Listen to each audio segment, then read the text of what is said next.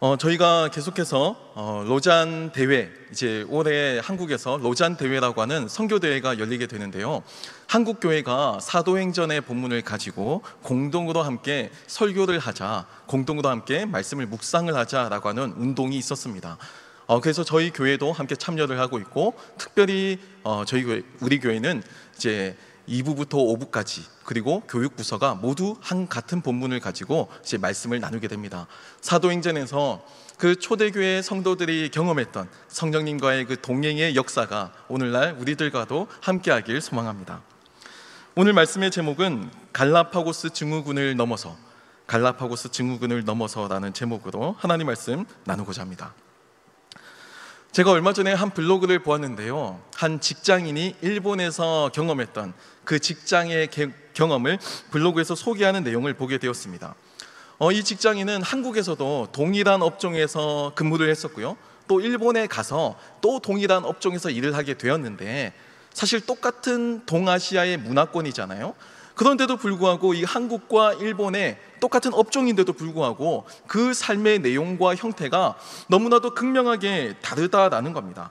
예를 들면요, 일본은 아직까지도 전자화보다는 문서를 일일이 남기는 형태의 그 아날로그 방식이 더 선호가 된다고 합니다. 심지어 일본의 이 블로그 청년의 그 직장은 은행이었는데요, 이 직장인들은 모두가 다 이제 도장을 들고 다니면서 결제를 받을 때 꼭 도장으로 이렇게 결제란을 남기고 넘긴다는 겁니다. 중간에 절차 가운데 한 번이라도 생략이 되거나 첨부 서류가 부족한 경우는 다시 원점으로 가서 다시 시작하는, 그 정도의 이제 유두리가 없는 그런 모습을 보여준다고 합니다.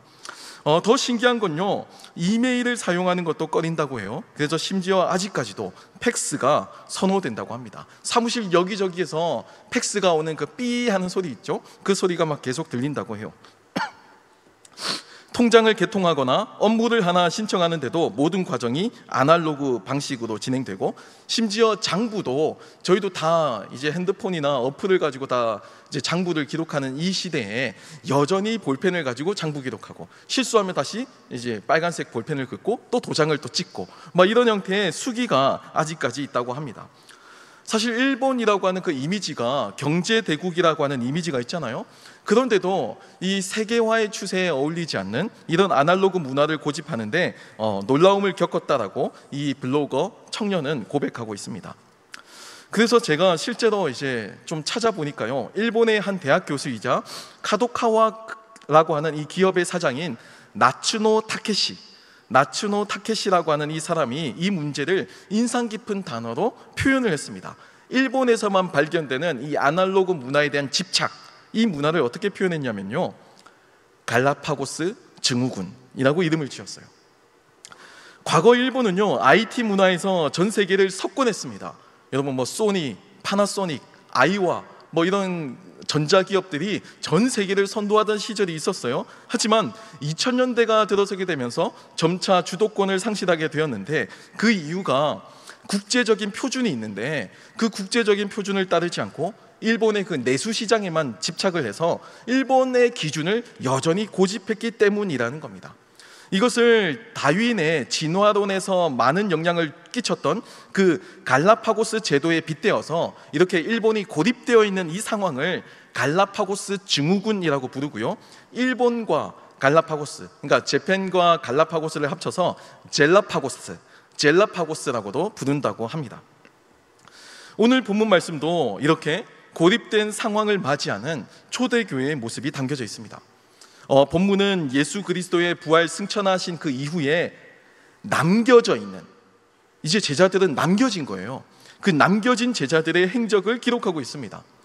주님께서 승천하시면서 이제 성령님께서 제자들과 동행할 거라고 말씀하시고, 그러니까 남겨진 너희들은 혼자가 아니고 반드시 꼭 성령님의 임재를 기다리면서 이 예루살렘을 떠나지 말라고 신신당부하셨어요. 사도행전 1장 8절 말씀입니다. 제가 한번 읽어드리겠습니다. 오직 성령이 너희에게 임하시면 너희가 권능을 받고 예루살렘과 온 유대와 사마리아와 땅끝까지 이르러 내 증인이 되리라 하시니라 라고 전합니다.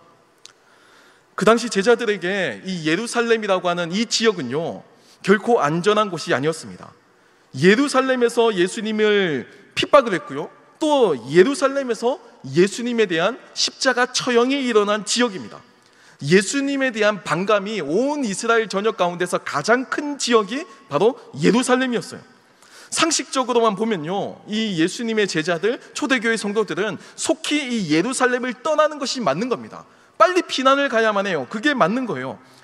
일단은 이 자리를 피해서 위기를 피한 다음에 나중에 분위기가 좀 좋아졌을 때 다시 예루살렘에 온다든지, 아니면 이 예루살렘에서 우리가 세를 넓히는 것은 불가능하니까 속히 다른 지역에 가서 그곳을 거점으로 삼아서 다시 회복하고 다시 예루살렘에 온다든지, 그러한 전략이 더 상식적으로 보입니다.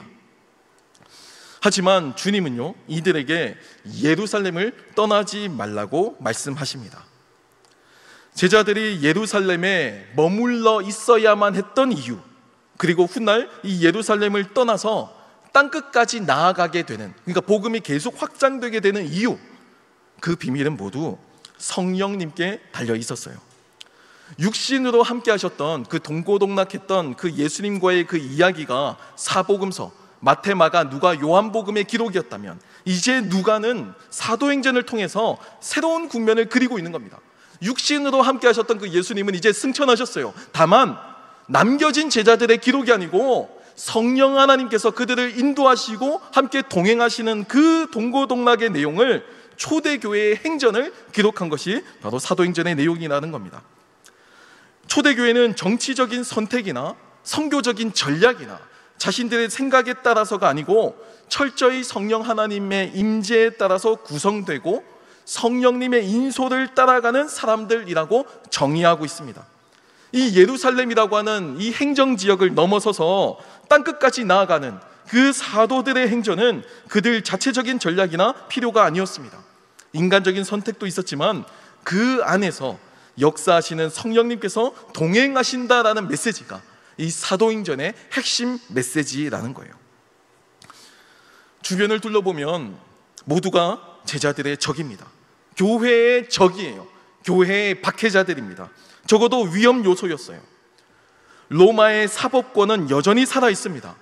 예수님이 처형 사건에 대해서 그 수장이었잖아요. 나사렛파에 대한, 기독교파에 대한 수장이 예수라고 하는 청년이었는데 그 청년을 못 박은 로마의 사법권이 살아 있었어요. 그리고 여기에 대해 사면이나 복권이 이루어지지도 않았습니다. 여전히 여론은 그렇게 좋지가 않았어요. 당시 시대적 상황에서 예수님은요, 정치범으로서 처형을 당하셨습니다. 그렇죠? 죄목이 뭐였을까요? 빌라도 총독에게 가서 이제 고발한 죄목은 신성모독이었지만 그 이면에 빌라도가 거절할 수 없었던 이유는 로마 황제를 대신한다, 하나님 나라를 가르친다, 바로 이 내용이 위험하다라는 내용의 정치적인 모함이었습니다. 그로 인해서 유죄로 확정되어서 극형에 처해진 인물에 불과했죠. 그 로마 시대에서 예수라고 하는 그 한 인물을 바라볼 때는 그저 이렇게 보였을 뿐입니다. 또 여전히 산헤드린 공의회를 중심으로 하는 그 대제사장 그룹은 여전히 자신에게 주어져 있는 그 자치권 속에서 나름의 공권력이 있었어요. 그러니까 오늘날로 치면 수사권과 기소권은 가지고 있었어요. 다만 이제 형을 집행하는 형 집행권이 없었어요. 형 집행권, 사형은 이제 로마 제국의 소관이어서 빌라도 총독의 허가가 필요했고, 다만 이 사람을 끌어내서 수사하고 기소하는 그 수사권과 기소권, 오늘날로 치면 경찰과 검찰 역할까지는 산헤드린 공의회가 감당할 수 있었거든요. 그러니까 이 산헤드린 공의회는 자치권 속의 공권력을 가지고 여전히 남아있는, 남겨져 있는 이 제자들을 진멸하기 위해서 노력하던 상황이었습니다. 이 상황이 펼쳐지는 중심 도시가 예루살렘이었어요. 이곳이 굉장히 위험한 상태였다는 겁니다. 이 상황에서 예루살렘에 머물러 있는 제자들은 그야말로 자신이 원하지 않았지만 갈라파고스 증후군, 완전히 고립되어 있고 또 고립될 수밖에 없는 상황이었어요. 어디 가서 예수 믿는다라는 말 한마디 하는 순간 너도 똑같은 정치범이구나라고 취급을 받거나 산헤드린 공의회에 끌려가서 바로 수사당하고 기소당할 위기가 있는 그런 상황이었다라는 겁니다. 우리가 눈여겨보아야 할 기록은 이렇게 주변으로부터 고립되어 있는 이 상황에서도 초대교회는 여전히 예수님의 말씀을 순종하면서 성령님을 예루살렘에 남아서 끝까지 기다리고 있었다는 겁니다. 사도행전을 기록한 이 누가는 의사라고 알려져 있습니다. 이방인이었죠. 하지만 이 누가는요, 마치 역사를 기록하듯이 사실적으로, 저는 그런 이미지를 받아요. 마치 다큐멘터리를 그리듯이 다큐멘터리와 같이 이 내용을 기록하고 있습니다. 누가복음을 보면 예수님의 그 고난의 행적들이 마치 시시각각, 마치 정말 그 뉴스나 다큐멘터리 행적을 보여주듯이 차곡차곡 보여주거든요. 사도행전도 마찬가지입니다. 역사적인 사료를 남기겠다라고 하는 그런 일념을 가지고 뭔가 이 사건들을 나열하고 기록하고 있어요. 그 기록을 보면 아직 예수님의 제자들은요, 주변으로부터 우겨쌈을 당하는 그 고립된 상황 가운데서도 전혀 흔들림이 없었습니다. 위협받고 박해받고 핍박받는 상황에서도 전혀 흔들림이 없었어요. 누가의 그 기록을 저희가 한번 살펴볼까요? 누가는 당시 상황을 이렇게 묘사합니다. 사도행전 1장 14절, 여자들과 예수의 어머니 마리아와 예수의 아우들과 더불어 마음을 같이하여 오로지 기도에 힘쓰더라. 이것이 사방에 우겨쌈을 당하고 고립되어 있는 제자들의 일상이었습니다. 예루살렘, 모두가 다 떠나야 하고 도망가야 하고 피해야 할 그 장소에서 성령님을 기다리라라고 하는 그 주님의 말씀에 순종하기 위해서 이들은 그 위험한 곳에서 여전히 남아 있었고, 또 그곳에서 기도하며 성령님을 기다리고 있었죠. 누가는 당시 성령님을 기다리던 사람들 숫자를 약 120명이라고 표현합니다. 본문 15절에는요, 모인 무리의 수가 약 120명이나 되더라. 그때 베드로가 그 형제들 가운데 일어서서 이르되 라고 전합니다. 흥미로운 거는요, 이 사도행전을 기록한 누가가 이 120명 사람들의 그 현황을 자세하게 소개하고 있다는 겁니다. 본문 13절에는 베드로, 요한, 야고보, 안드레, 빌립, 도마, 바돌로메, 마테, 알페오의 아들 야고보, 셀로신, 시몬, 그리고 야고보의 아들 시몬까지 11명의 제자들의 실명을 기록하고요, 굉장히 중요하겠죠. 초대교회의 처음 리더십이니까 11명을 반드시 밝히는 건 굉장히 중요했을 겁니다. 뒤이어 14절에는 여자들과 예수의 어머니 마리아, 그리고 예수의 아우들까지 기록합니다. 그리고 오늘 본문에 가룟 유다를 대신할 사도로 마띠아가 선출되는 내용이 이어지게 되죠. 흥미로운 부분은요, 당시 120명의 이 초기의 제자들, 초대교회를 구성했던 이 초기의 교회의 구성원의 모습입니다. 예수님의 제자들은요, 당연히 사복음서에서 많이 등장했잖아요. 예수님을 따라다녔으니까 제자들이니까 뭔가 특별하겠지, 리더십 부여받았겠지 생각할 수 있어요. 그런데 재미있는 것은요, 여자들, 예수의 어머니 마리아, 그리고 예수의 아우들이라는 표현이 눈에 띕니다. 당시 사회에서 여성들은요, 공적인 역할, 사회적인 책임이라는 것이 존재하지 않았습니다. 남성의 부속물이었어요. 그냥 재산에 가까웠습니다. 이들이 초대교회 공동체 안에 있었다라는 말은요, 초대교회의 이 문턱이 낮았고 다양했음을 보여줍니다.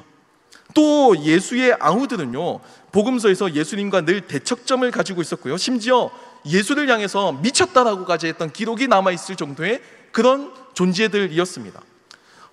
디츠펠빙어라고 하는 그 티빙겐의 신약학 교수가 있는데, 이분이 그 요한복음을 막 공부하면서 요한복음에서 마치 예수님의 동생을, 아우들을 일부러 좀 이렇게 배제하려는 모습을 보인다라고 이렇게 밝힌 논문이 있었어요. 왜냐하면 그 정도로 이 예수님의 아우들이 예수님에 대해서 오해하고 있었던 것이 많았고, 그것 때문에 아마 초대교회에 섞이기 힘들었을 것이다 라고 가설을 내놓았거든요. 그런데 오늘 본문을 보면요, 예수님이 승천하신 이후에 예수의 어머니 마리아도 이 공동체에 들어왔고 예수의 동생들도 이곳에 다 들어왔습니다. 그 말은 정치적으로 보면 우파와 좌파가 다 들어왔다는 거예요. 1번과 2번이 다 들어왔어요. 하나님의 교회 속에서는 다양한 공동체, 다양한 상황, 다양한 갈등이 있었지만 그 갈등을 무마하고도 남을 정도의 포용력과 화합력이 있었다는 겁니다. 심지어 사람으로서 온전하게 대접도 받지 못했던 사람들, 사회의 공적인 책임도 부여하지 않았던 사람들, 여성들도 여기 구성원으로서 엄연히 이름을 올리고 있다는 거예요.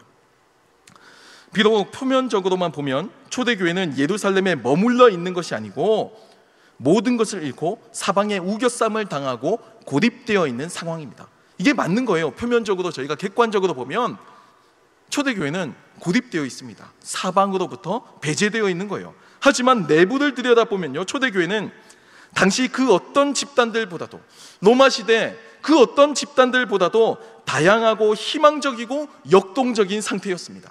겉으로만 보면 120명밖에 모이지 않는, 지도자가 꺾여버린, 리더를 잃어버린 그냥 흩어질 분파 정도로 여겨졌지만, 실상은 그 안에 다양성과 그리고 역동성과 그 안에 희망이 가득한 상태로 여전히 주님께 기도하고 있었다라는 겁니다. 이 집단 안에는 사회적인 장벽이나 차별은 존재하지 않습니다. 심지어 예수를 미쳤다고 표현했던 척을 지던 아우들도 이 공동체 안에 들어왔고, 어머니도 함께 했습니다. 또 당시에 무명의 많은 여성들도 당당하게 예수님의 제자들과 함께 기록이 되어 있어요. 이것이 초대교회가 자신을 둘러싸고 있는 이 갈라파고스 증후군을 깨뜨리는 방법이었습니다. 이 에너지가, 이 조직의 정체성이 이 갈라파고스 증후군을 무너뜨리게 되었다는 겁니다. 사실 오늘 본문은 당시 예루살렘에 남아있던 사람들을 보여주면서 동시에 12번째 사도를 선출하는 내용이 그 핵심 내용이에요. 한 집단의 리더십을 보여주죠. 그리고 그 리더십에 권위를 부여하는 겁니다. 하나님의 선택을 받았다, 예수님의 선택을 받은 자들이다 라고 명시하는 겁니다. 쉽게 말해서 구성원을 재정비하고 리더십을 재정비하는 행동이죠. 반격을 준비하는 겁니다.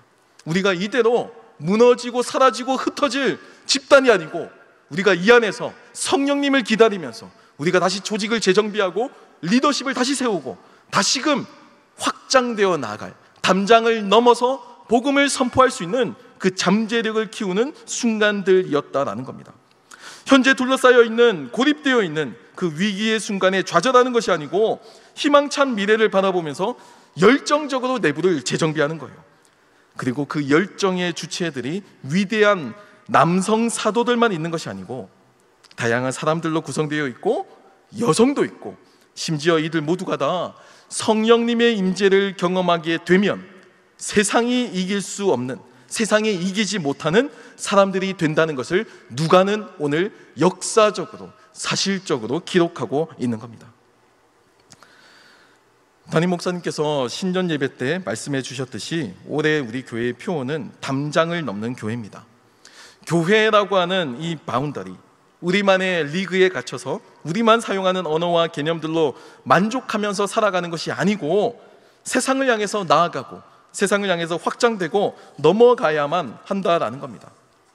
유대 지역, 예루살렘을 중심으로 하는 그 기독교 복음이 그레코 로만 사회에 전역으로 확장된 경우가, 그 역사적 사실이 교회가 담장을 넘은 대표적인 사건입니다.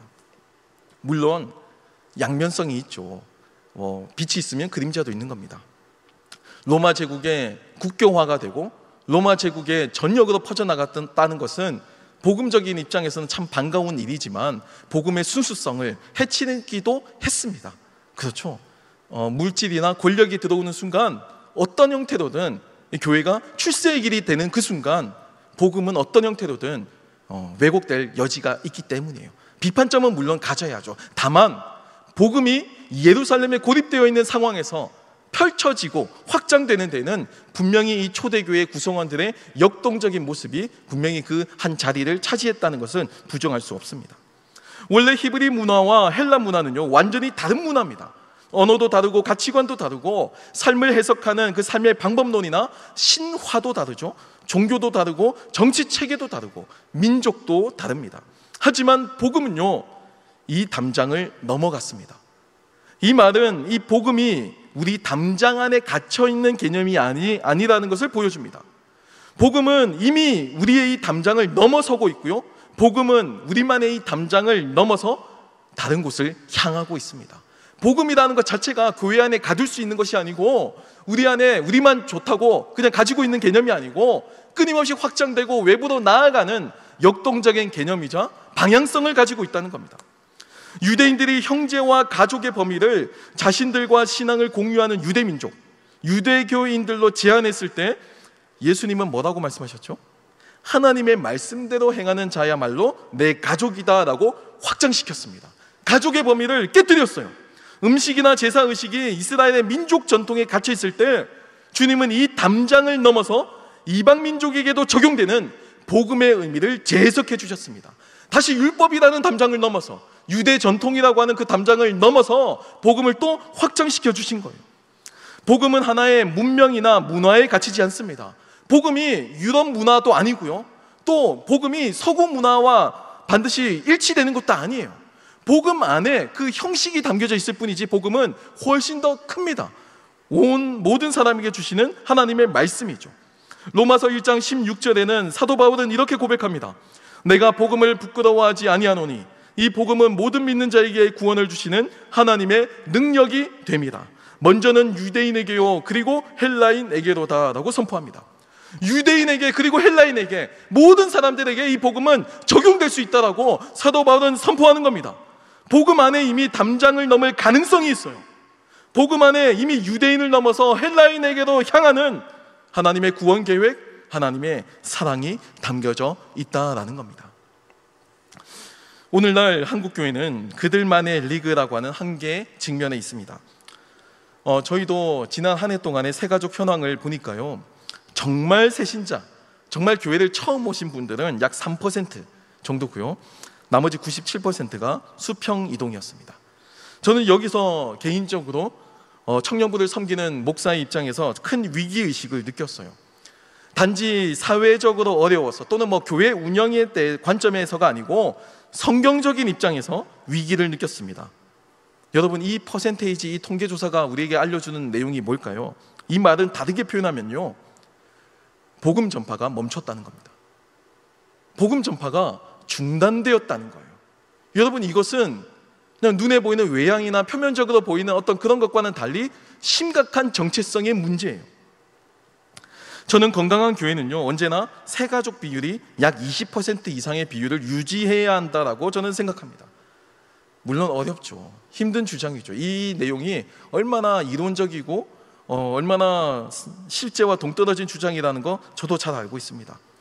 실제로 매년마다 20%의 그 새가족 비율이 유지되고 있으면 1년이 지나면 그 20%가 80% 안에 들어가겠죠. 또 20%가 채우는 겁니다. 계속해서 그렇게 선순환이 일어난다는 뜻은 물론 겉으로는 좋아 보이지만 실제로는 많은 어려움이 있을 거예요. 이 20%가 존재한다는 뜻은 우리 교회가 지금처럼 나이스하게 예배드리지 못할 수도 있음을 보여줍니다. 네? 우리의 소모임이 정상적으로 진행되지 못할 수도 있음을 보여줘요. 이 20% 비중이 화장실에서 담배 냄새가 날 수도 있고요, 교회 내에서 여기저기서 욕소리가 들릴 수도 있습니다. 예배 시간에 전화소리가 울리고요, 주차 문제 등으로 갈등이 일어날 수도 있어요. 한국에 있는 한국교회지만 외모나 배경이 독특한 다양한 사람들이 올 수도 있습니다. 이 20%는 언제나 안정을 추구하는 교회의 입장에서는 불안정한 리스크로 보일 수도 있어요. 교육도 해야 되고요, 적응도 해줘야 되고요, 어떻게든 자리 잡을 수 있도록 도와주어야 하기 때문입니다. 하지만 동시에 저는요, 오히려 그게 교회의 진정한 모습이라고 생각합니다. 나이스한 예배 속에서 20%가 없는 우리들만의 리그로서 이미 갈라파고스 안에 머물러 있는 그런 모습의 예배 가운데 어떻게 역동성이 나타나고 복음의 확장이 일어날 수 있겠냐고요. 복음의 간절한 능력이 믿는다면 어떻게 우리가 전하지 않고 그냥 살 수가 있고 우리 안에서 만족하고 우리 안에 위로만 얻고 그저 그렇게 삶을 유지하는 게 교회의 모습이 될 수 있겠냐라는 겁니다. 잘 배우고 사회적으로 명망 있고 부유한 사람들 교회의 구성원으로 자리 잡는 거 굉장히 중요합니다. 저도 굉장히 긍정적으로 봐요. 하지만 그들만이 남게 되어서 우리 교회가 소그룹과 예배가 정말 나이스하게 너무너무 좋게 행복하게만 흘러간다면 그 말은요, 실제로 그렇지 않은 사람들이 우리 교회에 적응하지 못하고 떠나간다는 의미입니다. 여러분, 이것은 성경적으로 볼 때 심각한 위기 상황입니다. 우리가 의도하진 않았지만 우리는 우리들만의 엘리트주의, 우리들만의 종교적 전통을 가지고 갈라파고스 증후군을 앓고 있는지도 모릅니다. 우리가 고립이 되어 있는데, 우리가 고립을 자초하고 선택했는데 정작 우리만 그걸 모르는 거예요. 우리의 신앙생활이 실제 삶과 간격이 벌어지면 벌어질수록 우리들의 이 신앙의 갈라파고스 증후군은 더욱더 심해질 겁니다. 일본은요, 내수 시장만으로 만족을 했어요. 그러니까 세계 표준 기준 전혀 눈에 들어오지 않았습니다. 1억 2천만의 인구가 있잖아요. 이미 세계를 제패했잖아요. 그러니까 굳이 바꿀 필요가 없는 겁니다. 우리가 여기서 충분히 만족하고 있으니까 만족하다가 젤라파고스가 되는 거예요. 우리끼리 고립되면 우리 안에서는 좋지만 복음의 생명력과 역동성은 상실하게 됩니다. 교회는 원래 시끄러운 곳이에요. 사람들이 많고 다양하니까 충돌도 일어나고 갈등도 일어나고 다툼도 일어나죠. 당연한 겁니다. 어떤 형태로든 갈등을 분출하고 해결을 하는 게 저는 교회의 원래의 목적이고 의도라고 생각해요. 갈등은 일어납니다. 잘 해결하고 수습하는 게 교회와 세상 공동체의 차이점이라고 저는 생각한다는 겁니다. 화장실도 더러울 수 있고요. 주차 문제로 갈등이 일어날 수도 있어요. 불편할 수도 있습니다. 담배 냄새가 날 수도 있고 술 냄새가 날 수도 있어요. 그런데 교회 오기 전에 술 끊고 담배 끊고 오라고 하면 누가 어떻게 여기 들어올 수 있냐고요. 환자들에게 의사가 필요하다고 주님께서 말씀하셨죠. 다 낫고 나서 건강검진 받으러 오는 것이 아니라 우리 주님께서는 이 땅에 직접 자신의 몸으로 오셔서 우리들의 삶 속에 침투하셔서 우리들을 고치기 위해 오셨습니다. 교회는 그 주님의 길을 따라가야 합니다. 저는 오늘 예수님의 제자들 120명의 사람들의 면면을 보면서 아직까지 교회가 제도적으로 완전히 자리 잡지 않았지만 여러 가지로 예루살렘이라고 하는 그 위험하고 척박한 상황, 그 열악한 환경 속에 있었지만 저는 그들이 전혀 걱정되지 않았습니다. 염려되지 않았어요. 그들은 우리의 구제나 도움을 필요로 하지 않습니다. 그 안에는요, 비록 연약하지만 희망이 가득하고 가능성이 가득합니다. 열정이 가득해요. 세상의 시선과 상관없이 그들 안에서 이미 모든 이들을 포용할 수 있는 능력을 가지고 에너지를 가지고 있었다는 겁니다. 사회적으로 차별받는 여성도 신념이나 전통에 따라서 파벌이 다른 사람들도 함께 어울리는 그 초대교회의 모습을 보면서 비록 세상이 이들을 고립시켜서 말라 죽게 하려고 핍박하지만 이들은 오히려 자신들을 핍박하는 사람들을 포용하고 품을 수 있는 관용을 갖추고 있었습니다. 여러분, 사도행전 초대교회의 이 위대한 모습이 바로 여기에서 나타납니다. 돈이나 화려한 예배당이나 엄청난 수의 신자가 아니고 자신을 미워하는 사람들도 품을 수 있는, 끝까지 사랑할 수 있는 그 마음들, 사회적으로 차별받고 소외받던 사람들까지도 다 구성원으로 끌어들이고 여성들에게도 동일하게 복음을 전파할 수 있는 그 기회를 허락한 열려있는 공동체, 누가가 본 초대교회의 모습이었다는 겁니다. 훗날 바울이라고 하는 초대교회 박해자가 회심했을 때도요, 이 바울을 리더십으로 인정할 정도의 믿음의 분량이 컸습니다. 저는 이것이 우리가 우리만의 이 갈라파고스 증후군을 극복할 수 있는 방법이라고 생각합니다. 안정되면요, 시스템은 자리 잡지만 그 안에 복음의 생명력은 역동성을 잃게 됩니다. 이렇게도 시도하고 저렇게도 시도하면서 그렇게 우리는 성장하고 성숙하는 거예요. 갈등도 나고요, 싸움도 하고요, 마음도 상하고요, 다시 추스리고요, 또 화해도 하고요, 지지고 볶고하면서 그런 형태로 우리는 성장하고 성숙하는 겁니다. 날마다 모범생처럼 그냥 그렇게 배우고 익히고 그렇게 크지만 않는다는 거예요. 저는 교회에서 자매들의 역할이 더 커지길 기도합니다. 자매들이 리더십이 되어서 여성의 눈으로, 그리고 여성의 자리에서 경험하는 그 삶의 간증들이 우리 신앙 공동체에서 일하시는 하나님의 섭리를 더욱더 풍성하게 해줄 수 있을 거라고 저는 생각해요. 저는 우리 공동체가 외국인과 장애인들, 그리고 복음에 대해서 전혀 모르는 새신자까지 품을 수 있는 깊이를 더하기를 기대합니다. 담배 냄새가 나고 술 냄새가 나고 도박과 중독과 각종 정신적인 어려움에 시달리는 지체들이라고 할지라도 우리 공동체 안에서 함께 중보하고 이기고 회복될 수 있는 그런 공동체를 꿈꾸고 기도한다라는 겁니다. 여러분, 이건 이상도라고 하는 한 목사의 이야기가 아니고 성경의 가르침이에요. 성경은 언제나 이 교회의 모습을 잃지 않았습니다. 단 한 번도 잃지 않았어요. 올해 청년위원회에서 함께 의견을 나누면서 올해 예배 출석을 400명 목표로 두고 기도하고 나가자, 이렇게 이야기를 했습니다. 요즘같이 교회가 위축되고 청년들이 교회를 이탈하는 시대에 가능하냐라고 반문하는 이야기도 들렸어요. 맞아요, 어렵죠. 산술적으로 어렵습니다. 다 어렵다는데 어떻게 나만 괜찮다고, 나만 좋다고 이렇게 이야기할 수 있겠어요? 어렵죠, 객관적으로는. 그래도 어렵다 이야기를 해도 오늘 사도행전 본문에 나오는 초대교회보다 어렵지는 않습니다. 우리도 말씀으로 훈련받고 기도로 회복해서 단지 자기 위로의 그 피안의 종교, 도피의 종교가 아니고 지금 우리가 살고 있는 이곳이 하나님의 나라가 되도록 하는 그 공동체, 내 습관과 내 생각과 나의 언어가 바뀌는 은혜를 기대할 수 있고 또 마땅히 기대해야만 합니다. 그래서 우리도 재정 독립을 시도하고요, 또 2월부터는 전 공동체가 함께하는 성경 공부도 이어가려고 하는 거예요. 이게 한 사람의 계획이나 교육자들과 임원단과 리더십들의 어떤 그런 인간적인 계획이나 전략이 아니고 가능하게 되는 이유는 성령님께서 우리와 함께 하시기 때문입니다. 우리가 용기를 내어서 성령님께서 주시는 음성 앞에서 순종하며, 때로는 두렵지만 그래도 시작할 때, 우리가 문을 열어젖힐 때 성령님께서 우리를 인도해 가실 거예요. 사랑하는 청년 여러분, 갈라파고스 증후군의 특징은 이 상황에 만족하는 사람, 그 집단에 속한 사람은 전혀 이상함을 느끼지 못한다는 겁니다. 우리는 여기가 너무 좋아요, 은혜롭고 완벽해요, 우리 공동체는 그렇다라고 생각할 수 있어요.